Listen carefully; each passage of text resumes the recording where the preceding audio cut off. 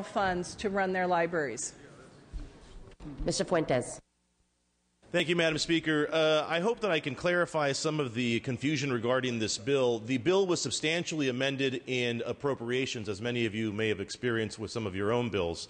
And as a result of those amendments, the committee inadvertently put across the desk the wrong set of amendments.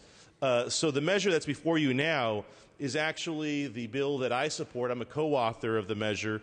It was then referred to local government where it should have been referred to, given the substantial amendments that were made in appropriations, and now is before you. And I strongly recommend an aye on this, and that you support the merit of the bill, which is unchanged. So hopefully that will clarify some of the confusion and mystery about this bill. But this is a very good bill, and I'm happy to support it. Thank you. Mr. Nielsen. Madam Speaker, ladies and gentlemen of the Assembly, all my years in the Senate and the Assembly, I've considered myself a steward and an advocate for public libraries in California. They're in trouble, and this is purported to be a way to help them through allowing some private solutions. To the contrary, it's everything to prohibit and impede private solutions. I do not know what the aversion of this institution is with letting private enterprise have a role in making government work. It's rather clear that government isn't working very well. What does this do? Under the guise of helping libraries, it puts fetters on local government. Just what we don't need to do any more of, more mandating, as the governor's realignment, particularly his dangerous public safety realignment does. Puts fetters on them. So the efficiencies that could be gained to keep our libraries open are denied local government officials. This is in the face to local government elected officials, saying, we don't trust you. You cannot make wise decisions about letting a contract. We have to constrain and limit you. If you want to help libraries, vote no. Mr. Knight. Thank you, Madam Speaker and members.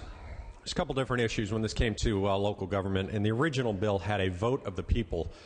And just got to talk about that real quick. If we want local governments to change the way they go about business and to maybe correct some of their fiscal problems, and then we say that contracting out a service, you need to have a vote of the people, I think that that was an easy amendment to take, and I appreciate that being taken. As this bill goes forward, though, there are so many provisions in this bill that thumb the nose at our local cities to charge forward and chart their own course. It's unbelievable. And I'll give you a couple examples. The city of Palmdale, my hometown, decided that the county library system was not doing what we needed. So we pulled away from the county library system. We said, look, we can do it on our own. Basically, we became our own contractor. City of Palmdale pulled away from the county and contracted our own library services. Now, it was fairly easy. We only had one library, and we could do that very easily. But that was a situation where it was better for the city. We could give better services. It was cheaper, and we could do this just easily. What this bill is doing is taking all of that away from local governments. And to the people that think that this is the camel's nose under the tent, I agree with you. This is precedent setting to say that a city wants to contract out their mowing services for a park. Now they can't do that. I believe this precedent moves forward in this whole regard, that any kind of contracting for city services will now be looked at from the legislature. What are our cities supposed to do? Govern our cities, govern our communities, and what this bill is saying, you can't do it, we can do it better, so just listen to us. I would much rather our cities do what they're supposed to do. Fiscally, take care of their cities, take care of the responsibility of the community, and they've done it a lot better than we have. And finally, why would we be mad at cities? They have done exactly what we should have been doing for the last 25 years. They've kept their order. They have kept their fiscal problems in line. And they've passed budgets on time. That's what we should be doing. But since cities are doing it, we're upset at them. Let's allow cities to chart their own path, to be responsible. Let's let cities do what they have been doing, just that, being responsible. I urge a no vote. Mr. Silva? Thank you, Madam Speaker. We as elected officials do for the people what they cannot do for themselves in their own individual capacity. It's the same with public employees. We have public employees to do for our citizens what they cannot do for themselves. And if we can contract out and do it much cheaper, I think that that is a benefit to the taxpayers. We don't have public employees to benefit individuals. We have public employees that benefit the taxpayers that are paying their salaries. And I really feel that AB 438 is in defiance of that. I ask for a no vote. Mr. Norby? I urge a no vote also, Madam Speaker, by limiting the autonomy, by limiting the flexibility, by limiting the creativity of locally elected officials. This bill will make it harder for them to deliver library services. This bill, if passed and signed, will place more limits on libraries. It will restrict hours of libraries, and it will mean that less library services are being offered. This bill has nothing to do with protecting library services. It has to do with protecting public employee jobs. And at least the bill should be sold as that. It's public employee jobs versus library hours. Now, maybe the public employees can do it better, maybe they can't. That's not for us to judge. I'm a former public employee. Well, I still am one. Here, we're all public employees. We can't contract out the legislature, but we can contract out services that we provide. Maybe we should, maybe we shouldn't. Every city's different. But a one-size-fits-all law to apply to nearly 500 individual cities is the wrong approach, and it does set a bad precedent. There's so many services that cities contract out. We're not talking about privatization. That word we use, privatization. Privatization is when you give up the service and the companies simply do it. This is contracting out, a contract with a city. A contract signed by 5 city council members, are all elected by their constituents. And it's their constituents who are being served by libraries. And if the library closes on Sunday or can't stay open on Friday night, they're not going to complain to us saying you passed a law forcing the library to close. They're going to complain to their council. And their council will say, we may have had a plan to keep it open, but the legislature said we couldn't do it. But it's those council members that are responsible for that service, not us. Somebody mentioned the lobbyists afraid of this bill. Well, the lobbyists come from your cities. Many, many cities saying, don't tie our hands. Trust us. It's been said that all we're doing is applying the same restrictions on cities that the school districts have. Well, school districts are restricted from contracting out many, many services that cities do. And so if that's where this bill is headed, to apply that standard to cities, then we're going to tie the hands of city council members just like we tie the hands of school board members. 85% of all school budgets are for salaries, but only half of those are for teacher salaries, because the other half have to go all to services that cannot be contracted out, perhaps on a more efficient basis. Maybe they can, maybe they can't. This is not about knocking public employees. It's simply about allowing city council members the choice. Now, oftentimes the city might be considering contracting. That gives the public employees the chance to stand up and say, look, we can beat their offer. We'll do it better. This gives the public employees the creativity and the motivation to do it better. And oftentimes they will. But with this bill, they'll have no motivation, because there will be no alternative other than the current system. The state is broke. We don't have any more money to give cities. We're taking money away from them. Why take away the tools they need, the creativity they need, the choices they need? Let them make those choices, 30 seconds. not us. And I urge a no vote. Mr. Hueso. Thank you, Madam Chair and members. Worked very hard with the author of this bill, to make sure that there's a fair process that's employed the cities can follow. There is one provision in the law that I've been working with him to adjust. That is a 30-day out clause that we're going to I'm working with the author to, when this is sent to the Senate, that he's going to add language that will provide for performance or a failure to perform. So it'll be a 30-day out clause if there's a failure to perform on behalf of whoever contracts with the city to make it to ensure that this bill can be applied. So. Working with the author, I take him at his word. He is a gentleman that he's going to work on this language. So I urge an aye vote from all the members. This is a good bill that's going to keep library systems affordable and accessible to people in the community. Mr. Jeffries? Members, I rise in opposition. What if this bill has the unintended consequence of actually causing libraries to close? What if this bill has the unintended consequence of requiring libraries to even shorten their days that they're open? That is exactly what the cities and the local communities are conveying, that this bill may actually have the exact opposite effect of what members of this body are speaking to. When you take away the opportunity of local government to consider, not necessarily force them, but to consider the option of going with some sort of different delivery model, some sort of different staffing opportunity that allows them to save money, when you make that choice even that much more difficult to happen, something's got to give. And that give is going to be the funding that goes to libraries. And if you do force them to keep the libraries open, where do they cut next?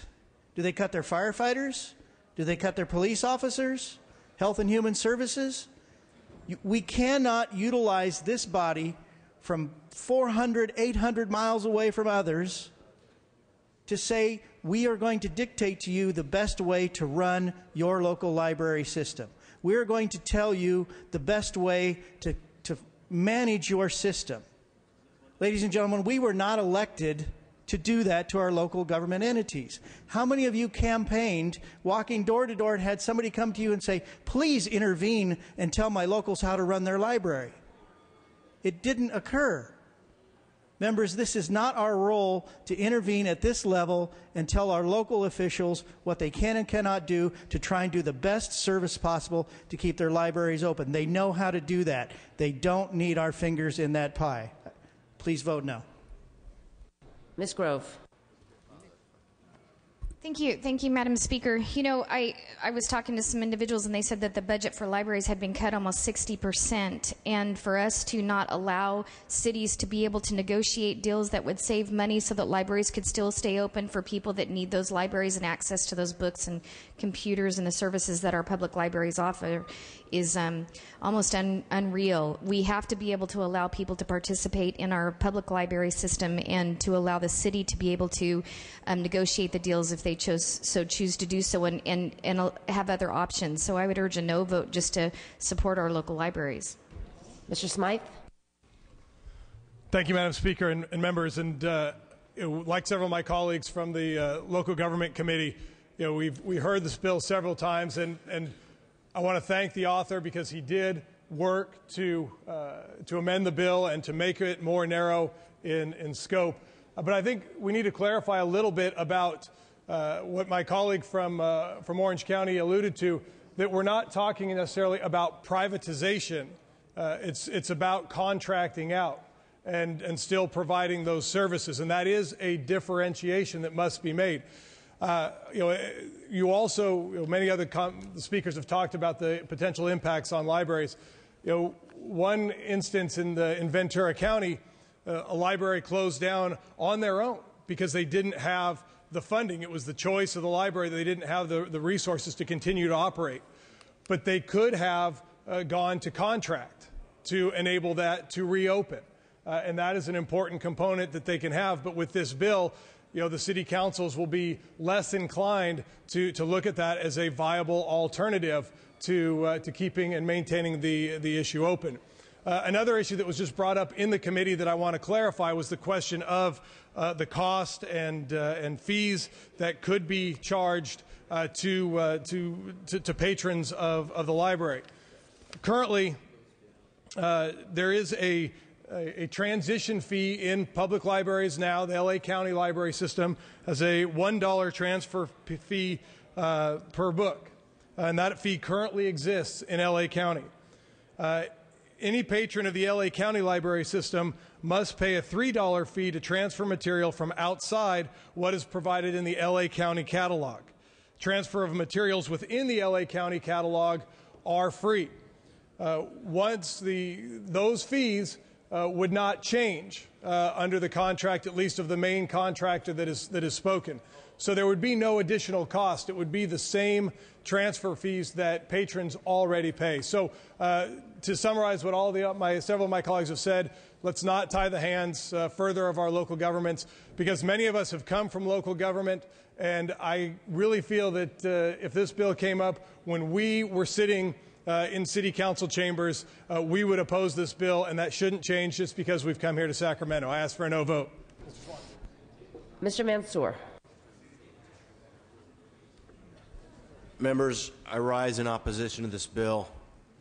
Having come from local government, I believe that they have the ability to manage their resources much better than we can, dictating to them. There is accountability at the local level. There's oversight at the local level. We need to continue to provide them the flexibility to contract out if they need to, without hindering them with so many strings attached.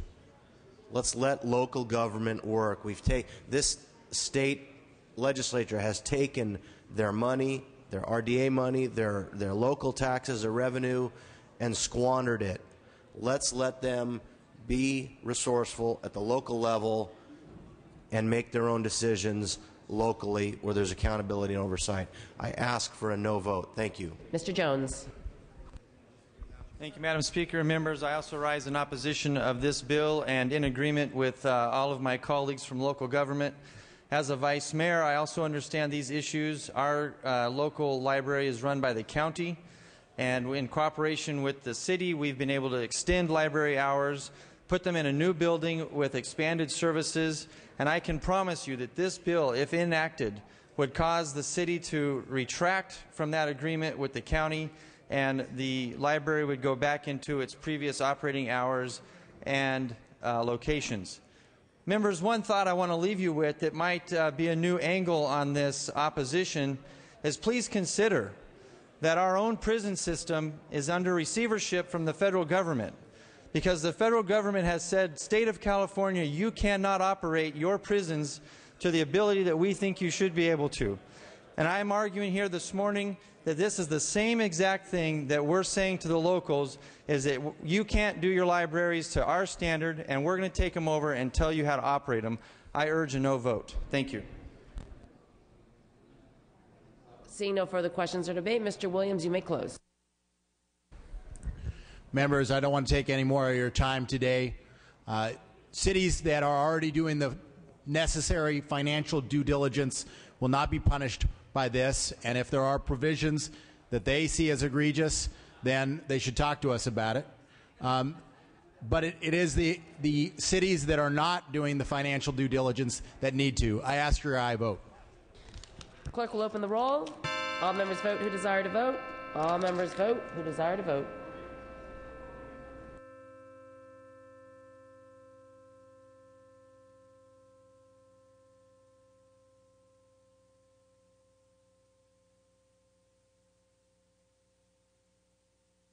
All members vote who desire to vote. All members vote who desire to vote.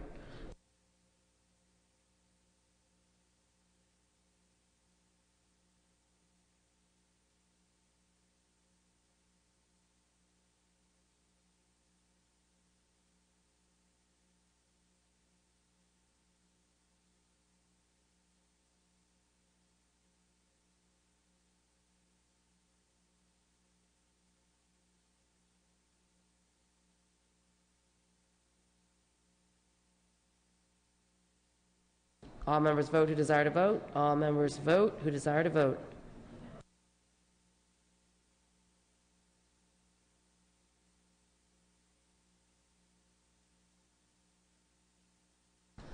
Mr. Williams moves the call. Okay, we will recess the regular session for the purpose of convening the first extraordinary session. Without objection, we will substitute the prayer, pledge, other opening procedures in the regular session for those items in the first extraordinary session. Motions and resolutions. Mr. Calderon, you are recognized. Thank you, Madam Speaker. What I am requesting that we do is we take the first bill up, item number 1 on the third reading file, and we take a vote on that and then substitute the vote for the other 19 bills that follow. Mr. Hagman? Thank you, Madam Speaker. The leadership agrees to that arrangement. We would urge our Republican colleagues either to have a no or abstain vote, since these are empty budget vehicles at this time. Mr. Nielsen? Madam Speaker, ladies and gentlemen of the Assembly, I urge indeed an abstention or a no vote. These are the plethora of budget trailer bills. Works in process, and you have absolutely no idea what will be in these bills. There could be some very onerous provisions. And I'm fearful of where we're embarking in this very next week, that the budget will be literally written behind closed doors. We may have a cursory informational hearing in the Budget Committee to look over things, but it will not be in depth. And the minority party will have absolutely no input whatsoever, and our staff will get the documents even but hours before. I would not legitimize this by an aye vote today. I urge a no vote. File item 1, AB 1X16. Clerk will read. Assembly Bill 16 by Assemblymember Blumenfield, an act relating to the Budget Act of 2011. Mr. Blumenfield. Madam Speaker, members, AB 1X16 is the first of 20 new budget vehicles we intend to pass over to the Senate today. We're adopting these bills to position ourselves to quickly enact the budget deal, which is what we need to reach a deal on in the next 12 days. Once the budget deal is reached, these bills will be amended to include the contents of Budget Bill and all of the trailer bills in the budget package. Again, these bills have no content right now, so there's nothing controversial in the content one way or the other, and I ask for your aye vote. Seeing no further questions or debate, clerk will open the roll. All members vote who desire to vote. All members vote who desire to vote.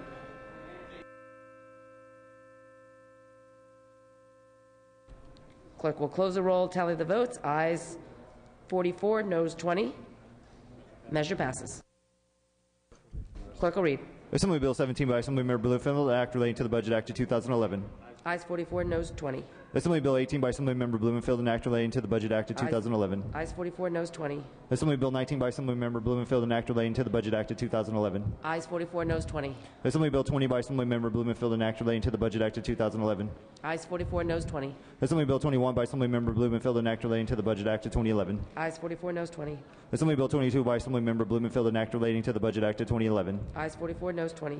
Assembly Bill 23 by Assemblymember Blumenfield, an act relating to the Budget Act of 2011. Ayes 44, noes 20. Assembly Bill 24 by Assemblymember Blumenfield, an act relating to the Budget Act of 2011. Ayes 44, noes 20. Assembly Bill 25 by Assemblymember Blumenfield, an act relating to the Budget Act of 2011. Ayes 44, noes 20. Assembly Bill 26 by Assemblymember Blumenfield, an act relating to the Budget Act of 2011. Ayes 44, noes 20. Assembly Bill 27 by Assemblymember Blumenfield, an act relating to the Budget Act of 2011. Ayes 44, noes 20. Assembly Bill 28 by Assemblymember Blumenfield, an act relating to the Budget Act of 2011. Ayes 44, noes 20. Assembly Bill 29 by Assemblymember Blumenfield, an act relating to the Budget Act of 2011. Ayes 44, noes 20. Assembly Bill 30 by Assemblymember Blumenfield, an act relating to the Budget Act of 2011. Ayes 44, noes 20. Assembly Bill 31 by Assemblymember Blumenfield, an act relating to the Budget Act of 2011. Ayes 44, noes 20. Assembly Bill 32 by Assemblymember Blumenfield, an act relating to the Budget Act of 2011. Ayes 44, noes 20.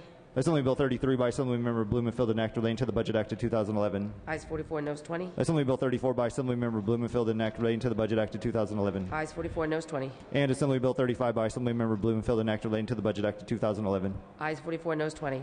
The first extraordinary session is recessed under call of the Speaker. We are now back in the regular session. We have 4 bills on call.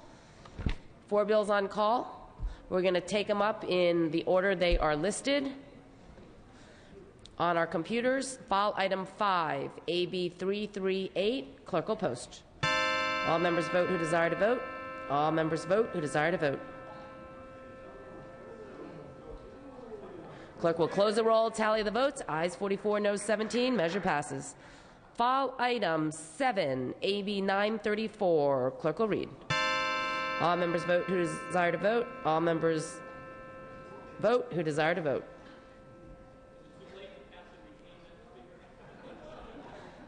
Clerk will close the roll, tally the votes. Ayes 13, noes 48. Measure fails.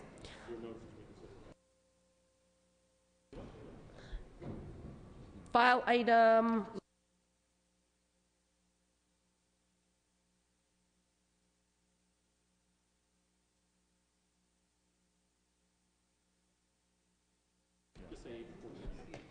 Okay. AB 438, Mr. Williams' bill. Clerk will post. All members vote who desire to vote. All members vote who desire to vote. Clerk will close the roll, tally the votes. Ayes 41, noes 25. Measure passes. And file item 19, AB 1276. Clerk will post. All members vote who desire to vote. All members vote who desire to vote.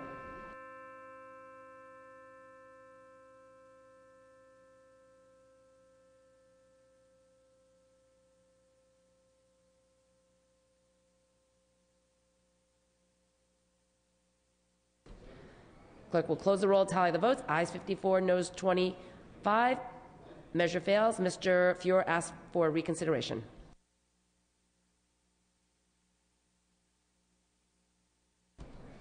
Okay, the assembly schedule is as follows. Monday, June 6th, floor session at 12 noon. Tuesday, June 7th, check-in session and floor session upon call of the speaker. Wednesday, June 8th, check-in session and floor session upon call of the speaker. Thursday, June 9th, floor session at 9 a.m. Friday, June 10th, floor session upon call of the speaker. Monday, June 13th, floor session at 12 noon. Tuesday, June 14th, check-in session and floor session upon call of the speaker. Wednesday, June 15th, check-in session and floor session upon call of the speaker. And Thursday, June 16th, floor session at 9 a.m. Today, Friday, June 3rd, is the last day for the Assembly to pass non-urgency, non-tax levy Assembly bills. All other items remaining will be passed and retained. All motions shall be continued.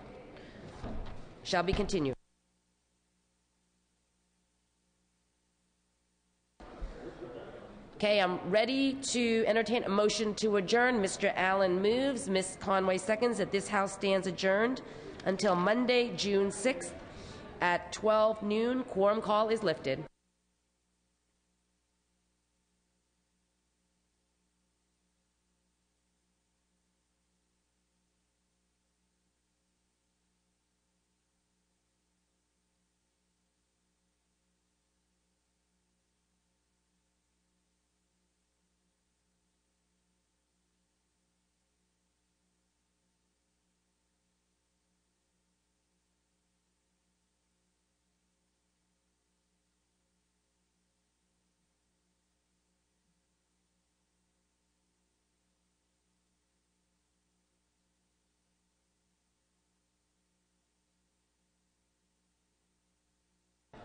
Thank you.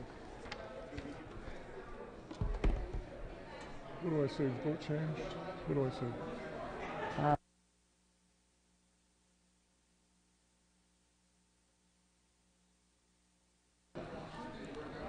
Vote change. Logue, Assembly Bill 1027 from no to aye. Say it a little louder. Logue, AB 1027. Vote change from no to aye. Logue, Assembly Bill 1027, no to aye.